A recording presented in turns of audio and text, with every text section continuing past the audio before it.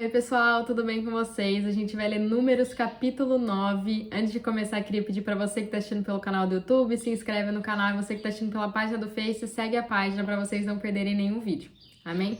Gente, o quão rico e o quão tremendo é esse livro de Números. A gente já teve muitas revelações da parte de Deus e eu aconselho muito a vocês, se vocês não assistiram os outros vídeos, tanto de Gênesis, Levítico, mas principalmente do livro de Números, a voltarem e a verem. Eu tenho certeza que vai acrescentar muito na vida de vocês. Vocês vão ter muito mais entendimento sobre o que Deus vem falando pra gente através desses capítulos, amém? Então não tem como eu ficar relembrando todo o começo de vídeo, relembrando o que a gente foi falando nos demais vídeos. Então por isso que eu aconselho demais vocês a voltarem e assistirem o resto, amém?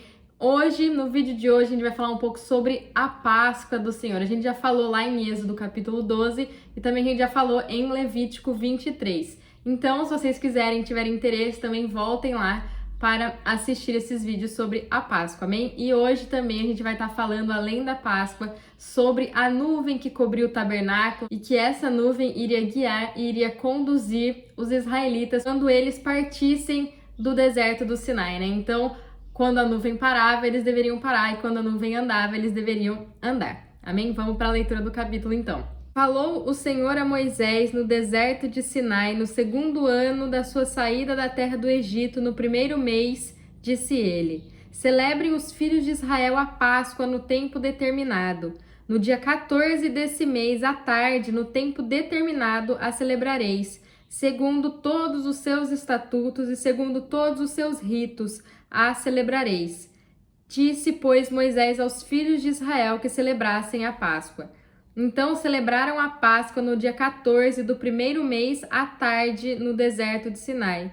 Segundo tudo que o Senhor ordenara a Moisés, assim fizeram os filhos de Israel. Então, a primeira festa da Páscoa ainda ocorreu quando os israelitas estavam no Egito. A partir daquele dia, eles contariam o primeiro dia do primeiro mês. E agora a palavra nos diz que eles receberam de Deus as orientações para celebrarem a segunda Páscoa, mas agora no deserto do Sinai. Então eles estavam no primeiro mês do segundo ano, e no dia 14 desse mês à tarde eles deveriam celebrar a festa da Páscoa, tudo conforme o Senhor havia ordenado. Então esse era um tempo determinado, uma santa convocação, um ensaio geral que os israelitas deveriam fazer, apontando totalmente para a morte de Jesus. Exatamente no dia da Páscoa, o Cordeiro de Deus morreu para propiciar, para eliminar de uma vez por todas os nossos pecados. Então, a ira de Deus que deveria cair sobre nós, recaiu sobre ele. Amém? Assim como eles, quando estavam no Egito, o anjo da morte passou por cima das casas que tinham o sangue do Cordeiro nos umbrais.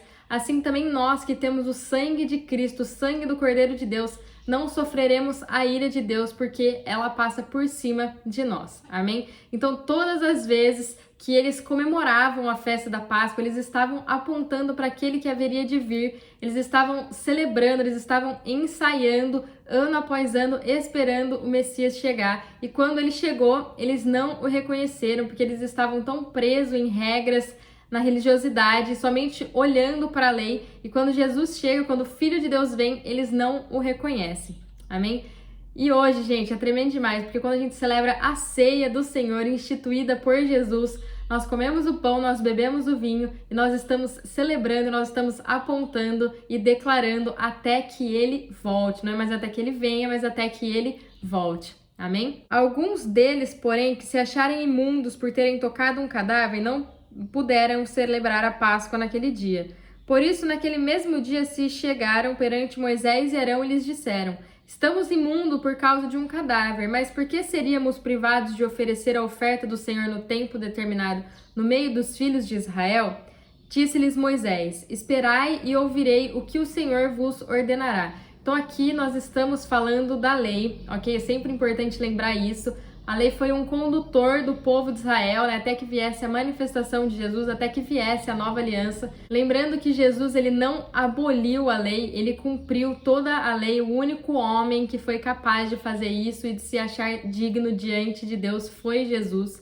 Então, ele foi realmente o único homem a não pecar perante a lei, ele não tinha nenhum fermento. por isso a morte não pôde o deter. Então, quando ele chegou lá no Hades, onde ficava o seio de Abraão, mas naquele momento havia alguém lá que não tinha pecado. E como a gente sabe que o salário do pecado é a morte, ele não podia ficar lá, porque se ele não tinha pecado, a morte não podia o deter. Então, perante a lei, todo aquele que tivesse tido contato com um cadáver não poderia participar da celebração da Páscoa no dia determinado pelo Senhor, no dia 14 de Nissan. Então disse o Senhor a Moisés: dize aos filhos de Israel, quando alguém entre vós ou entre vossos descendentes achar-se imundo por causa de um cadáver, ou se achar em jornada longe de vós, ainda celebrará a Páscoa do Senhor.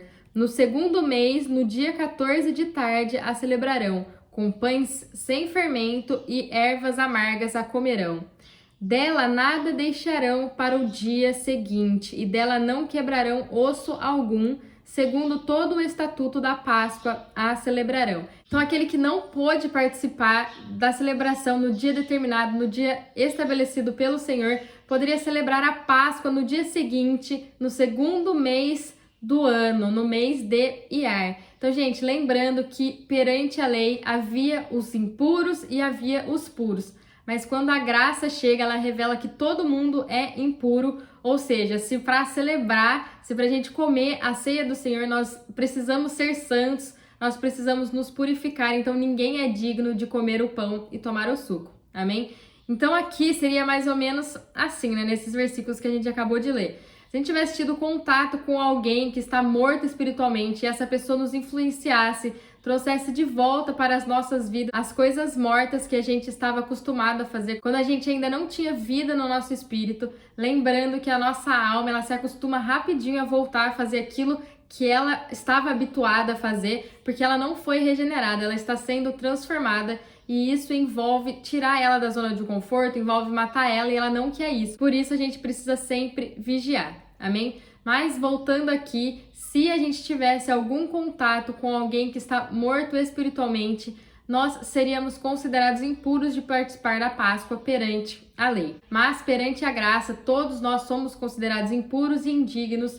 Por isso a gente precisa de Cristo, por isso a gente precisa estar nele. Assim nós somos justificados perante Deus, não porque a gente merece, mas porque nós estamos revestidos do único que é digno. A gente está revestido de Cristo, e quando Deus olha para nós, Ele não vê mais os nossos pecados, os nossos delitos, mas Ele vê em nós o sangue de Cristo, eliminando todos os nossos pecados, e através dele, do sacrifício dele, nós somos considerados justos perante o Pai.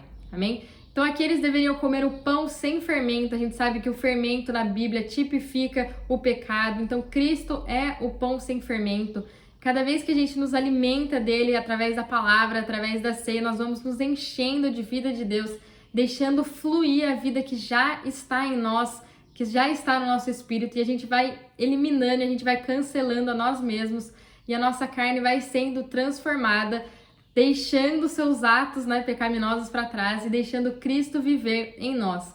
Sempre tendo em mente que nós hoje, nós não pecamos porque somos pecadores. Nossa natureza não é mais pecaminosa porque nós nascemos de novo. Nós não carregamos mais o pecado de Adão. Hoje nós pecamos porque somos imaturos, porque a gente ainda não deixou a vida que está no nosso espírito fluir para todo o nosso ser. A gente ainda não deixou o espírito controlar totalmente as nossas vidas, as nossas ações, os nossos pensamentos. Então, hoje sim, a gente pode viver uma vida com menos pecado, não uma vida totalmente sem pecados, porque isso só vai acontecer quando o nosso corpo que nos enfraquece, porque é o nosso corpo, a nossa carne que nos enfraquece, quando ele for glorificado. Aí sim, nós nunca mais vamos pecar. Amém? E as ervas amargas aqui seriam para relembrar aquilo que eles viveram no Egito, relembrar o tempo de amargura que eles passaram, para eles nunca mais esquecerem isso.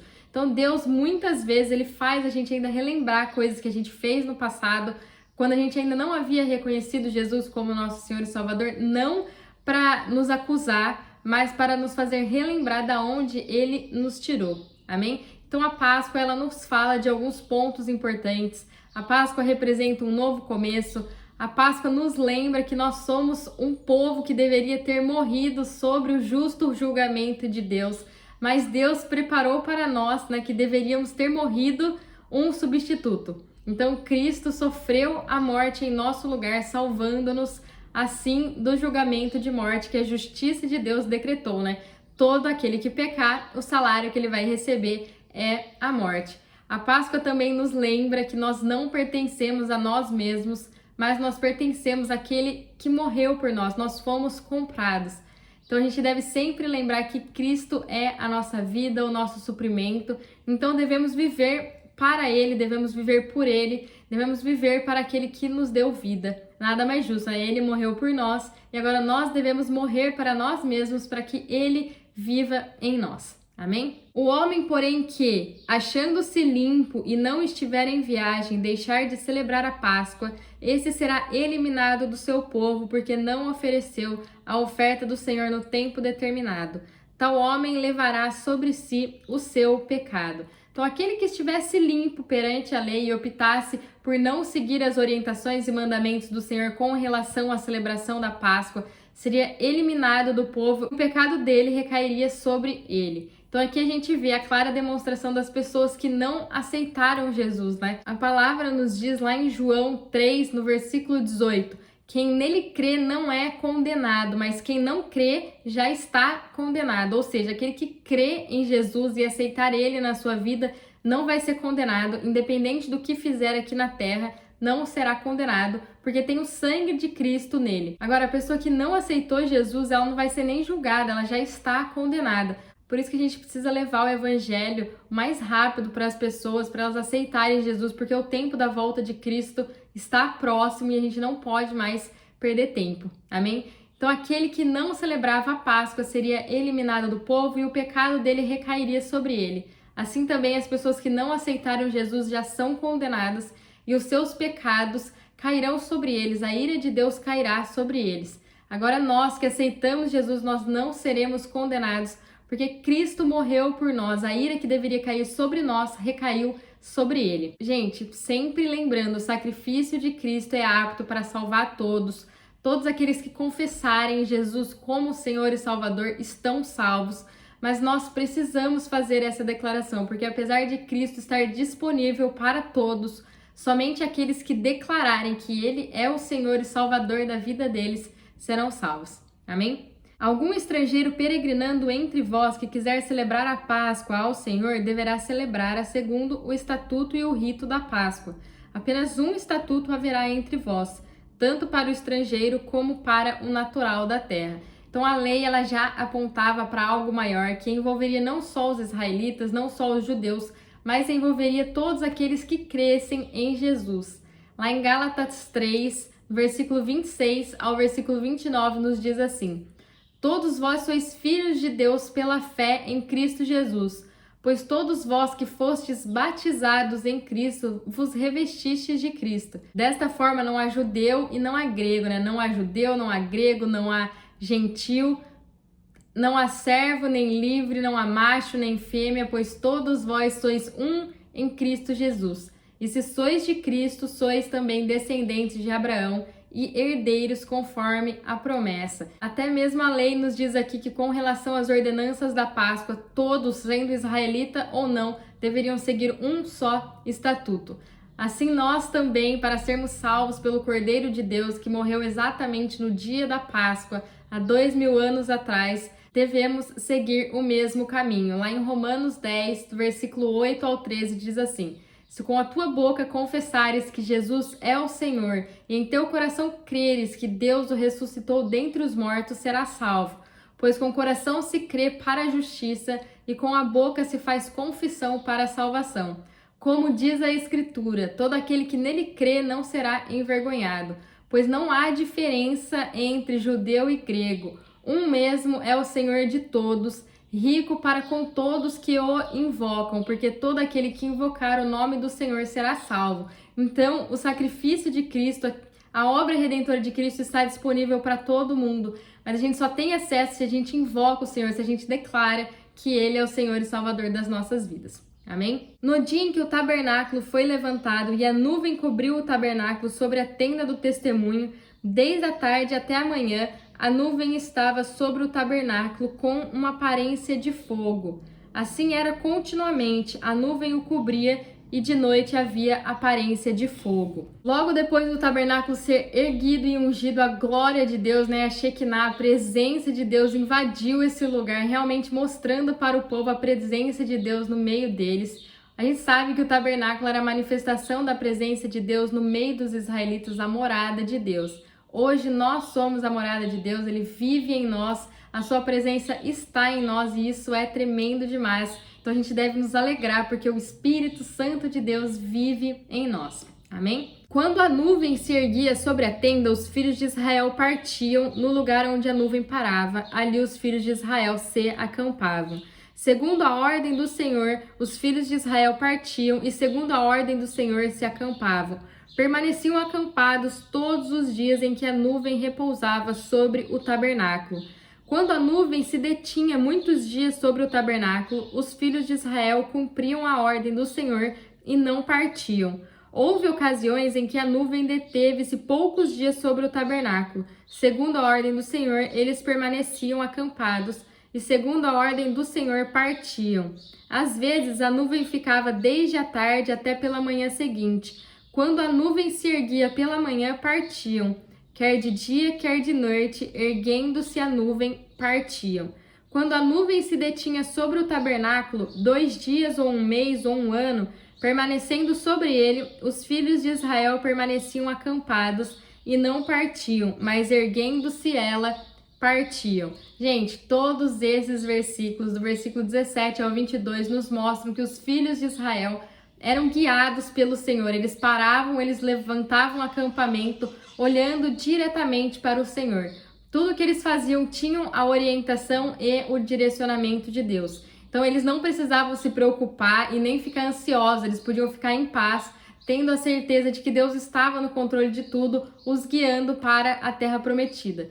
Então quando a nuvem se movia, era um sinal de que Deus queria que eles partissem, e quando a nuvem parava, eles também deveriam parar. Hoje nós, o povo de Deus, também temos um guia, não como uma nuvem que nós podemos ver, mas nós temos o Espírito Santo em nós, vivendo o nosso espírito, e apesar de não vermos ele, nós sabemos que ele está lá. A gente pode perceber, depois que a gente aceitou Jesus como Senhor e Salvador, nós nunca mais pecamos em paz, porque o Espírito de Deus está dentro de nós, nos guiando, nos orientando, nos ajudando, nos consolando e nos conduzindo. Cada vez mais a gente deve andar segundo o Espírito, a gente precisa deixar Ele conduzir a nossa vida, deixar Ele nos encher por inteiro e deixar Ele nos revigorar, amém? A gente deve abrir mão de todo o controle das nossas vidas e entregar para Ele, assim a gente pode descansar, a gente não precisa ficar preocupado, a gente não precisa ficar ansioso, porque a gente sabe que aquele que não muda, aquele que não mente, o Rei dos Reis, o Senhor dos Senhores, o leão da tribo de Judá, o Criador do céu e da terra, está cuidando de tudo. Gente, o nosso Deus é tremendo demais. Aqui a gente vai ficar ansioso e preocupado com o porvir, porque a gente vai querer ficar tendo controle de tudo, tentando fazer de acordo com as nossas vontades, tentando fazer com a força dos nossos braços. A gente pode entregar a nossa vida e o controle das nossas vidas ao Deus tremendo que a gente serve. Amém, gente? Então, glória a Deus por isso, porque a gente não precisa ficar preocupado, porque aquele que é poderoso demais, ele que tem pensamentos e planos muito mais altos do que os nossos, está cuidando, está no controle de tudo. Amém? Segundo a ordem do Senhor se acampavam, segundo a ordem do Senhor partiam, cumprindo a ordenança do Senhor como este ordenara por meio de Moisés. Então, os israelitas no deserto, eles somavam mais de 2 milhões de pessoas, e eles estavam totalmente sujeitos a ordenanças do Senhor, seguindo tudo aquilo que ele havia determinado. Não andavam de acordo com seus gostos, com as suas vontades, com os seus desejos, suas preferências, mas eles eram guiados pela nuvem ou pela coluna de fogo, sendo uma das inúmeras manifestações de Deus. Gente, hoje eu quero dizer para vocês que não vale a pena satisfazer os nossos desejos, não vale a pena tentar controlar tudo, não vale a pena tentar controlar as nossas vidas, não vale a pena agir com as forças do nosso braço, nada disso vale a pena. O que realmente vale a pena é a presença do Senhor em nossas vidas, é andar segundo o Espírito, é deixar Ele guiar e conduzir todas as nossas ações. Isso sim vale a pena, é se entregar totalmente e plenamente a Ele. Então que hoje a gente possa dizer isso: Senhor, eu me entrego totalmente a Ti, guia-me, orienta-me, demarca o meu caminho, porque eu não quero nunca mais sair da tua presença. Amém? Gente, fiquem com Deus. Esse é o capítulo 9 e até o próximo vídeo. Tchau, tchau!